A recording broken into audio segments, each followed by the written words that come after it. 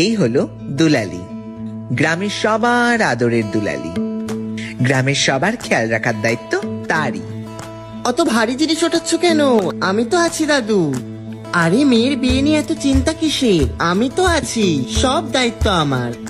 বুলা পিসি, ওষুধটা খেয়েছো? আরে হ্যাঁ রে পাগলি, সবার দায়িত্ব নিতে নিতে তোর দায়িত্ব কে নেবে রে?